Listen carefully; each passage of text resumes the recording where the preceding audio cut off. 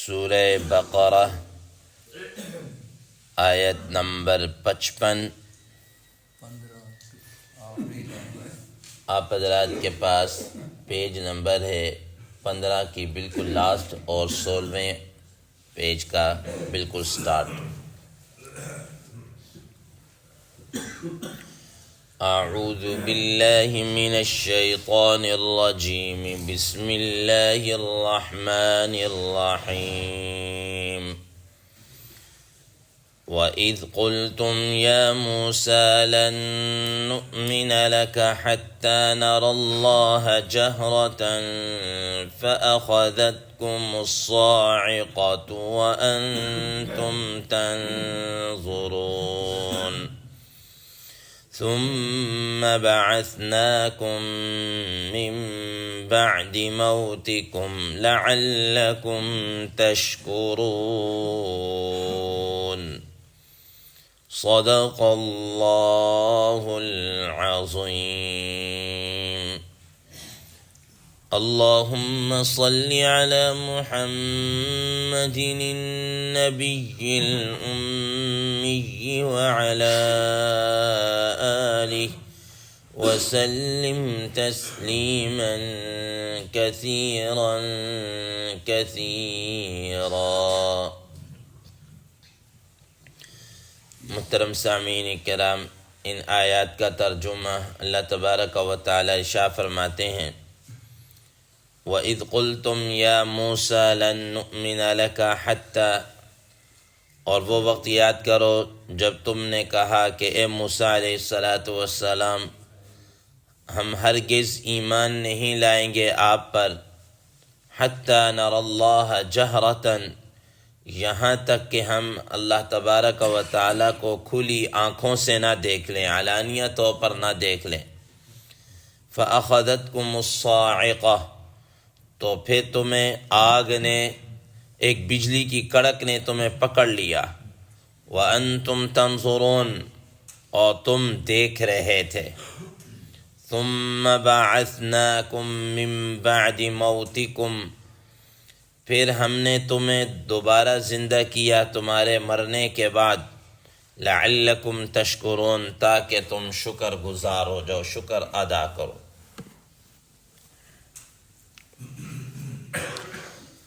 محترم سامعین کرام،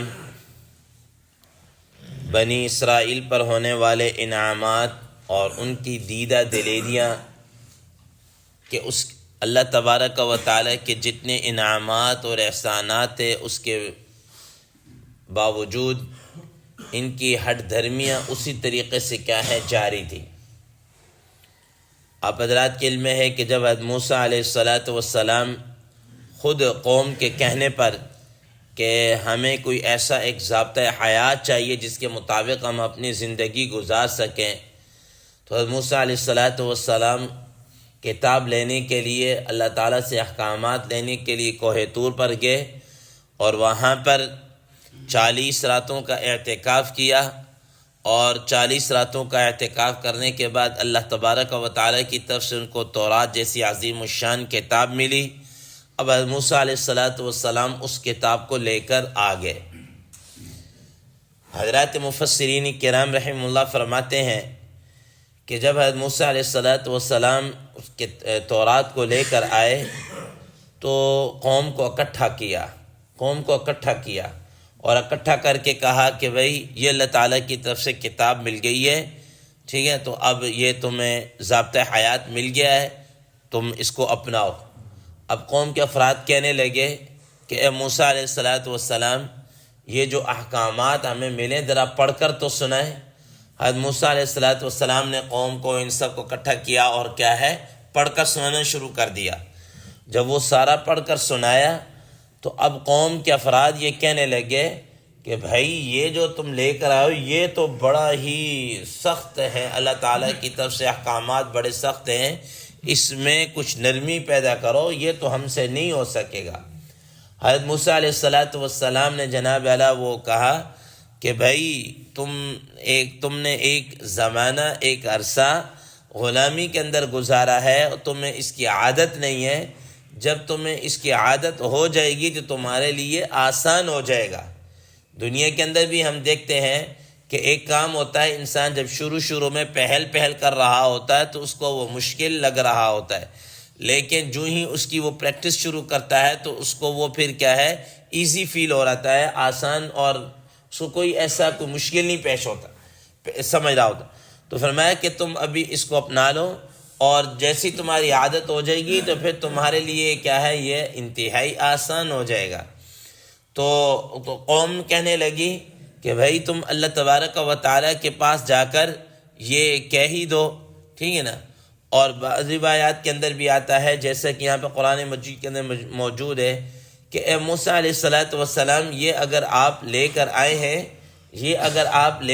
ہیں تو ہمیں کیا پتہ کہ یہ اللہ تبارک و تعالیٰ کی طرف سے کلام ہے بھی ہے کہ نہیں ہے، کیونکہ اللہ تبارک و تعالیٰ تو اتنی مشکل نہیں دے سکتے۔ حضرت موسیٰ علیہ السلام نے کہا کہ بھئی تم میرے ساتھ کسی کو بھیج دو، اگر تمہیں نہیں یقین آ رہا میرے ساتھ کوئی بھیج دو، میں تمہاری تصدیق کروا دیتا ہوں۔ چنانچہ قوم کے کچھ افراد حضرت موسیٰ علیہ السلام نے کہا کہ منتخب کرو، منتخب کیے، وہ چلے گئے۔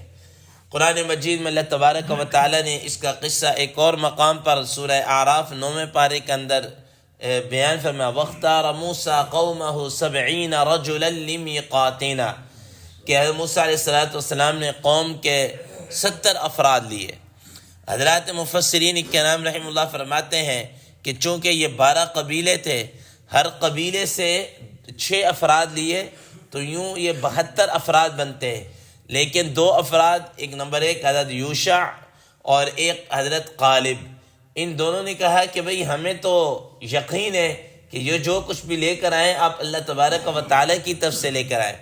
تو باقی جناب اعلیٰ وہ پیچھے 70 افراد رہ گئے، اور یہ جو 2 افراد جنہوں نے کہا کہ موسیٰ علیہ السلام پر ہم بھرپور یقین رکھتے ہیں کہ جو کچھ کہا ہے اللہ تعالیٰ نے کہا، ہمیں کوئی ایسا وہ کرنے کی ضرورت ہے، ہمیں یقین ہے۔ حضرات مفسرین کرام رحمہ اللہ فرماتے ہیں کہ آگے چل کر ان دونوں کو اللہ تبارک و تعالیٰ نے نبوت سے سرفراز فرمایا۔ بہرحال حضرت موسیٰ علیہ السلام قوم کو کیا ہے لے کر چلے گئے۔ یہ اسی کا قصہ ہے جب انہوں نے کہا وَإِذْ قُلْتُمْ يَا مُوسَىٰ لَن نُؤْمِنَ لَكَ حَتَّىٰ نَرَى اللَّهَ جَهْرَةً، کہ موسیٰ علیہ السلام ہم اس وقت تک ایمان نہیں لے کر آئیں گے جب تک ہم کیا اللہ تعالیٰ کو کھلی آنکھوں سے نہ دیکھ لیں۔ اب موسیٰ علیہ السلام لے کر چلے گئے کوہ طور پر اللہ تبارک و تعالیٰ کے حضور، تو اللہ تبارک و تعالیٰ نے ہم کلام ہوئے، آواز سنی کہ بھئی یہ جناب کیا کہتے ہیں اپنا تمہارے لیے ہے، تم اس پہ عمل کر لو اور آسانی ہو جائے گی، یہ میں نے تمہارے اوپر اپنا کلام نازل کیا ہے۔ جو بھی اس طرح کی اللہ تعالیٰ نے گفتگو کرنی تھی وہ گفتگو کی، اور ان سب نے کیا ہے سنی ہے۔ تو کہا کہ اب تو ہو گیا، اب بجائے اس کے کہ ایمان لے کر آ جاتے، الٹا کہنے لگے لن نؤمن لک حتی نری اللہ جہرۃ۔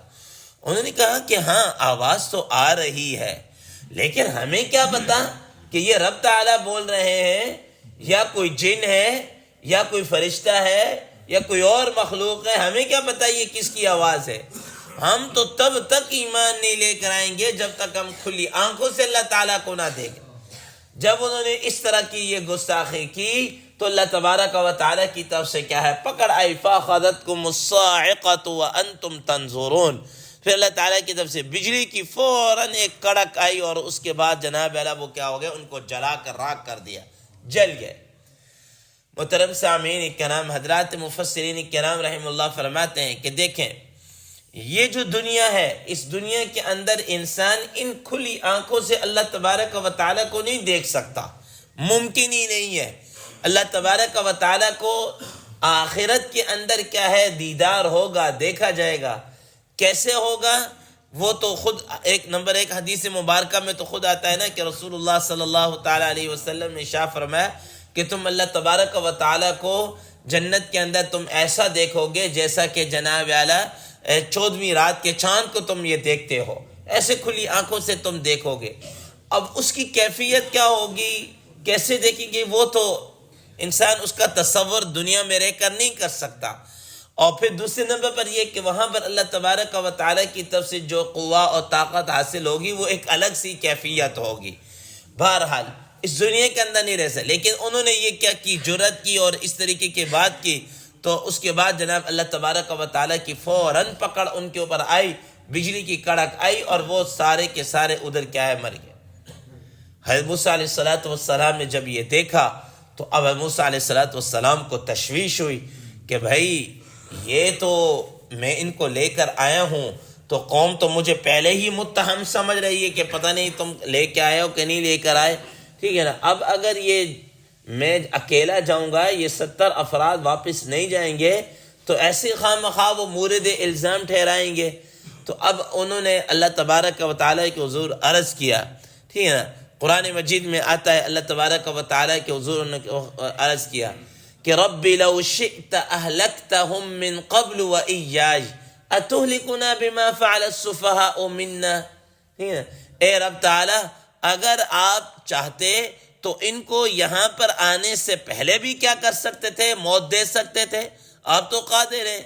اور کیا اتہلکنا بما فعل السفہاء، یہ بے وقوف ہیں، انہوں نے جو بے وقوفی کی ہے کیا ان کی وجہ سے آپ ان کو ہلاکت میں ڈال دیں گے؟ تو اللہ تعالیٰ کے حضور دعا کی، یا اللہ ان کو جناب علیہ کیا ہے، زندگی دے دیجئے. ٹھیک ہے، اللہ تبارک و تعالیٰ نے موسیٰ علیہ السلام کی اس دعا کو قبول کیا. ٹھیک ہے، تو اسی کو اللہ تبارک فَأَخَذَتْكُمُ الصَّاعِقَةُ وَأَنْتُمْ تَنْظُرُونَ ثُمَّ بَعَثْنَاكُمْ مِنْ بَعْدِ مَوْتِكُمْ لَعَلَّكُمْ تَشْكُرُونَ. حضرات مفسرین کرام رحم اللہ فرماتے ہیں کہ یہ جو نا فَأَخَذَتْكُمُ الصَّاعِقَةُ وَأَنْتُمْ تَنْظُرُونَ کہ بجلی تمہارے اوپر آئی تو ظاہر ہے تم دیکھ بجلی اللہ تعالیٰ کی طرف سے اوپر آئی ہے، تمہیں نظر آئی. اور دوسرے نمبر پر تمہارا یہ زندہ ہونا یہ بھی تم دیکھ رہے تھے. یہ کیسے دیکھ رہے تھے؟ حضرات مفسرین کرام رحم اللہ فرماتے ہیں کہ جب ان کا جسم یہ راکھ ہو گیا تو اللہ تبارک و تعالیٰ نے جب حضرت موسیٰ علیہ السلام کی دعا کو قبول کیا تو سب سے پہلے زندگی کے آثار ان کے دماغ، آنکھیں اور اس حصے کے اندر، چہرے کے اندر آئے. جب ان کی آنکھوں نے یہ سارا کام دیکھنا شروع کیا تو انہوں نے دیکھا ہمارا سارا وجود کیا ہے، جلا ہوا ہے، جلا ہوا ہے. تو اللہ تبارک و تعالیٰ نے ان کو دکھا، پھر آہستہ آہستہ آہستہ جیسا اللہ تعالیٰ کی حکمت تھی ان کا وجود کیا ہے، بالکل ٹھیک ہو گیا. تو فرمایا وَأَنْتُمْ تَنْظُرُونَ، تم دیکھ رہے تھے اس کو، کھلی آنکھوں سے اس کا مشاہدہ کر رہے تھے. تو فرمایا ثُمَّ بَعَثْنَاكُمْ مِنْ بَعْدِ مَوْتِكُمْ لَعَلَّكُمْ تَشْكُرُونَ، پھر ہم نے تمہیں دوبارہ زندگی دی تمہارے مرنے کے بعد تاکہ تم اس احسان کو یاد کر کے تم شکر گزار ہو اور اللہ تعالیٰ پر کیا ہے، ایمان لے کر آؤ اور اس پر ایمان لے کر آؤ. حضرات مفسرین کرام رحم اللہ فرماتے ہیں کہ آپ ان کی اب مزید دیکھیں، یعنی دیدہ دلیری دیکھیے اور ان کی ہڈ حرامی کو، ہڈ درمی کو دیکھیے کہ جب قوم کے پاس آگے نا تو قوم نے پوچھا ہاں بھائی بتاؤ کیا بنا، تو کہا کہ ہاں اللہ تبارک و تعالیٰ نے یہ احکامات دیے. چونکہ اللہ تبارک و تعالیٰ نے فرمایا تھا کہ بھائی تم اس پر عمل کر لو، اگر تم سے بتقاضِ بشریت کوئی 19-20 ہو گئی تو میں تمہارے کیا کر دوں گا، تمہارے اس کو معاف کر دوں گا، توبہ تمہاری قبول کر دوں گا، تمہیں معاف کر دوں گا، درگزر کر دوں گا. تو اب بجائے اس کے کہ اتنی بات کریں، انہوں نے یہ کہا کہ ہاں اللہ تبارک و تعالیٰ نے دی ہے اور اللہ تعالیٰ نے کہا کہ عمل کر سکے تو کر لینا، نہ کر سکے تو نہ کرنا. ٹھیک ہے نا، عمل کر سکے تو کر لینا، نہ کر سکے تو چھوڑ دینا، با ختم. کوئی مطلب یہ لازمی نہیں ہے. یعنی کہ یہ اب اس کو قرآن مجید میں یحرفون الکلم عن مواضعہ، کہ ان یہود کی یہ سرشت ہے، فطرت ہے، نیچرل ہے ان کی کہ اللہ تعالیٰ کے احکامات کے اندر کیا کر دینا، تبدیلی کر دینا، یہ ان کی نیچرل کے اندر شامل ہے، فطرت کے اندر کیا ہے، شامل ہے. تو محترم سامعین کرام آپ دیکھ لیجئے کہ یہ اتنی ہڈ درمی اور اتنی ہڈ حرامی کہ اس کے باوجود کہ اللہ تعالیٰ نے کو زندگی دی، سب کچھ ہوا، مان لیتے، دل و جان سے تسلیم کر لیتے، لیکن انہوں نے کیا کیا، الٹا آ کر کہنے لگے ہاں اللہ تعالیٰ کی طرف سے تو ہے، لیکن اللہ تعالیٰ نے یہ نہیں کہا کہ بھئی جناب لازمی اس کو لینا ہے اور یہ کہنا کہ ہو سکا تو عمل کر لینا، نہ ہو سکا تو چھوڑ دینا. یہ ان کی جناب اللہ. پھر آگے اللہ تبارک و تعالیٰ کی طرف سے مزید دیکھیں، ایک ان کی طرف سے جناب ہٹ درمی اور دوسرے اللہ تعالیٰ کی طرف سے کیا انعامات، احسانات. حضرات مفسرین کرام رحم اللہ فرماتے ہیں کہ اسی کو کہتے ہیں ان رحمتی وسعت کل شیء، کہ میری رحمت ہر چیز پر غالب ہے اور میری جو رحمت ہے غصے کے اوپر بھی کیا ہے، غالب ہے. ٹھیک ہے نا. تو ایک طرف ان کی ہٹ درمیاں اور دوسری طرف اللہ تعالیٰ کی عنایتیں اور مہربانیاں، وہ آگے آنے والی آیت کے اندر مزید کیا اللہ تبارک و تعالیٰ اس کو بیان کر رہے ہیں. اللہ تبارک و تعالیٰ سے دعا ہے اللہ تبارک و تعالیٰ ہمیں اس پر عمل کرنے کی کیا توفیق عطا فرمائے. وآخر دعوانا ان الحمد للہ رب العالمین.